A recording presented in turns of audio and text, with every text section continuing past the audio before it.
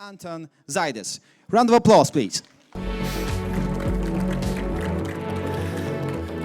Thank you. Yeah, if I knew this Michał guy was so famous and I'm after him, I'll definitely complain. So I'll let the people trickle down and we can start the talk. So I'm Anton Zaides, Director of Engineering, and the topic is a bit controversial. I'll be talking about product management from engineering perspective. So if there are product managers in the crowd, I hope you forgive me here. And I want to start with introducing the basic concept, right? You have the customer world, the customer success, account managers, salespeople, and then you have the engineers. Usually they work, I would not say in the basement, but they work in front of the computer, engineers, QA, DevOps people. And then there was the thought that we should not waste the time of engineers, right? That's the most expensive things in our company. And we have product managers. They shield all those engineering people. They take their requirements, they distill them, and they tell the engineers what to do. That's basically how most companies operate. And the reality is this just doesn't work, right? The PM deciding what to build, engineering managers how to build it, engineers code, and then we have a perfect solution that the customers are happy. And in my experience, there are three things that happen. First of all, features that are released and canceled right afterwards, right? I have a team in my department that worked for 3 months, and the day after the release, they shut down the whole feature. The second scenario that happens a lot is very complex products. You have add feature after feature after feature, and doing the same things over again, and not a lot of innovation, because you just continue to add incremental improvement to your product, what's called feature bloat. So the whole point in this conversation is to discuss why it doesn't work in the changes, the trends that I see everywhere happening, especially since, I would say, 2023. First of all, PMs are not the experts, and I'll share in a second why, but in my experience, they take the wrong decisions. And the engineers are not challenging them. They are not involved in the decisions. They just take it as granted. And those two things together result in quite a broken culture where we develop things that customers don't necessarily need. And now for the first part, next 5 minutes, I will talk how it manifests and why. So first of all, about non-expert PMs. I work in an agricultural startup, right? We fly drones, we take pictures of the fields. The product management managers I've worked with, 4 in the last 5 years, came from gaming industry, cyber industry, and advertisement industry. How can they know about the agriculture industry? In the engineering world, you have disciplines, right? You have front-end, back-end, you have even React engineers. In any other disciplines, let's say even lawyers, you have divorce lawyers, you have real estate lawyers, you have criminal lawyers. Take a divorce lawyer and put him in a criminal court on real estate. They will not know what to do. They'll need time to actually learn and be great in their profession. So with product managers, the problem is they leave very fast. The average turnaround is even lower, higher than engineers, 6 to 24 months. I would say an average of a year. We have a joke going in our company that we replace the VP product every year and the new one replaces the whole team. So there is a lot of turnaround going on. And there is a trend in the last 5 years that I would call it Zoom-based product management. Before COVID, product managers actually went to see customers to talk to them in their own environment. I don't know how many of you actually talked with customers in Zoom versus in person. I had a visit 6 months ago, and my company worked in the US.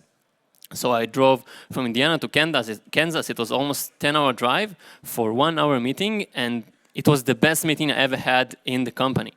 Because when you're in a Zoom, they share the screen, but you don't see the whole picture. For example, I had a case where I asked a question, and he didn't know the answer, so he called someone from the hallway and answered it. And when he presented how he uses my product, he was stuck, and he went on his iPad and find something and put it in the product, something that I would never known if I just saw it in a Zoom meeting.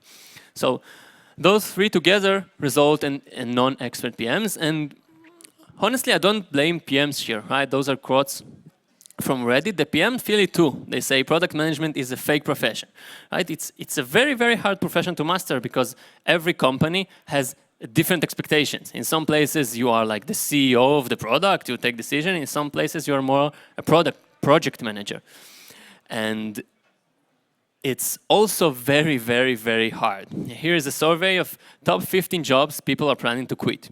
Senior product manager making more than $150K a year, 2/3 of them are looking for a different role. The second place are phlebotomists, and I honestly don't know who are those, but you see the salary, right? That's a big problem because it's so difficult. You have engineers that pressuring you, they want everything from you all the time, and you have the customers pressuring you. You're just the middle point facing a lot of pressure. So that's a slide for the PM that I can understand the difficulties. So non-expert PM is the first problem. The second one is non-involved engineers, right? They don't talk to customers and they don't understand the reasons behind the product they develop. So you end up in two scenarios. One, you over-engineer a product, you prepare for a scale that never happens because you want to make the perfectly technical solution, technically perfect solution. Or you underdevelop because you don't understand why the customers are using your system. And this is a big problem, and I think you are also wasting a lot of talent. Like engineers are very smart people. There is no coincidence that the biggest CEOs, also in the US, are ex-engineers. So if you don't involve them, you're really wasting their mind. They're just writing code instead of being part of the problem. So I want to share a nightmare scenario that I experienced first in the company. You have a customer, they have a need, right? They call the salesperson or the customer success, the support, they tell them about it. The customer success talks to the PM, the customer say they need it, and the PM maybe, in the best case scenario, talk to a few customers, but usually they take it and write a PRD, pass it to the designer. The designer takes the PRD, writes a design, a Figma, whatever, passes it to the developer, and what happens in the end? The developer creates a feature based on the design that the designer did based on what the PM told them that the customer success person told them that the customer needs, right? That's a huge mess. If you know the game Broken Telephone, Głuchy Telefon in Polish, I think, and the more links you have, the less chance that the result will actually tie back to the start of what you plan to do, of what the customers are actually needing. So I would say that's the framework of the problem. What's the solution? And it's quite obvious, right? When you think about it, it's just shifting it a bit left. You move the PMs closer to the business side, and we'll talk in a second about how, and the engineers are more involved. It's not that hard to implement, and I see it everywhere happening around. So in the second part of the conversation, now we'll talk about how each of those are implemented. First of all, this is a trend. I first read about it, I think 2 years ago by a leading product manager, about having product managers will have one major and two minors. What does it mean? First, a major in product management. I didn't say that product management is a fake profession, right? People say it, but it's a hard profession. You need to understand the tech. You need to know how to build roadmaps, how to do custom discovery, how to understand analytics, how to talk with engineers. It's not like everyone can become a product manager. As we had a problem in our company, we tried to take someone with agricultural knowledge. We had an agronomist in our company and put him into the PM position, right? Maybe he will know what the customers need. And it was total disaster, right? He didn't understand what we want from him. The pressure, the engineers, he melted and quit after 2 months. But that's a major. You first need to understand the basics. And then you minor in product type, application, B2B, B2C, this is already happening, product manager start there, and in an industry. So if you work in gaming, you have a lot of knowledge that is relevant for gaming, and you continue to be in the same sphere. This is a bit obvious and happening. The second part is more new, PMs owning the business side. This is what I would say started this uproar. I don't know how many of you heard about Brian Chesky, the CEO of Airbnb, saying, I think it was not this June, I think last year, that it was a conference for designers, and he mentioned that Airbnb will stop having product managers profession. And all the designers started to clap because they were so happy there will be no other product managers. And he clarified, he's not firing all product managers, he's moving them to product marketing roles, much closer to the business. And this started this whole conversation, and there are three things I see going on there. First, the product managers are the general managers of the product. What does it mean? It's, I would say, common to say the product manager is the CEO of the product, but I don't know if you saw a conversation between a product manager and the actual CEO, and what's the result of that conversation? It never ends with the product managers winning. But here, they are the general managers, and they own the revenue. This is quite new. Product managers having their quota based on the sales. Their compensation is dependent on the success of the product. They have skin in the game in their decisions, which is actually a great book by Taleb called Skin in the Game. And they try to sell their own product. They try to market it. They try to join conversation. They understand much better how it works. So together, being more specialized and doing all those stuff, connecting them to the business, they'll be able to take better decisions. And now we need to solve the other part, that myth that engineers shouldn't be allowed to talk with customers, right? There is the thing that engineers are introverts. They will say things like, they will shout at the customers or tell them they're stupid or say their own things, that we should not let the engineers be involved in that. And I think maybe it was right in the 80s. I don't know, I was not born there. Maybe the engineers, they were more weirder people. But right now, engineers, you see people around you, right? You're having conversation, regular people, and they can have a conversation with customers. They just need some context, right?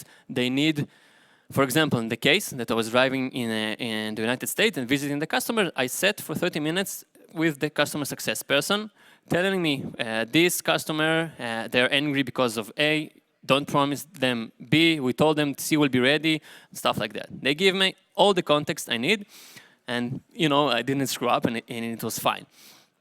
And what I see is that in many, many companies, they start to involve engineers with the customer conversation. And this involves in a new role. It's not that new, but the product engineer, right? That's a new trend. Companies hire only product engineers. There are some companies like Postdoc, a new startup from YC, that they have 50 engineers. All of them are product engineers. What does it mean? That they don't only implement, they actually decide what to work on and work on it. So we have a team of 3 engineers. They own a feature or a product, and they are the one deciding. And even in a more extreme case, especially for front-end engineers, they actually UX people too. So they talk to the customer, they do the ideation part, they do the Figma, decide how to work on it, and implement it. So all in one. If we go back to the Google telephone game, much lower chance of the message not passing till the end. So this is, I say it's like a hype now that, engineers should be involved in product and everyone should hire only project engineers. But I think this trend will increase, but not everyone should become a product engineer, right? Some people don't enjoy talking to customers, and some people enjoy just solving technical problems. And the bigger the company, there is less place for product engineers. So if you just start a startup, right, it makes sense to hire people who will be all in one and give you everything. But if you have 1,000 people, you can't have product engineers running around and making decisions and deciding the future of the company. You need it more centralized decision-making process. So that's the whole premise, and I think it's happening. It will continue happening. If you are an engineer manager and you are hiring, try to see which people want to join the product world, want to take part of the responsibility of the product. And how I think it will play out, as I would say as a general summary. First of all, the product people are no longer the shields, right? They are not the one pushing engineers from the customers. there are still place for product people. They will just spending much more time in the customer conversation.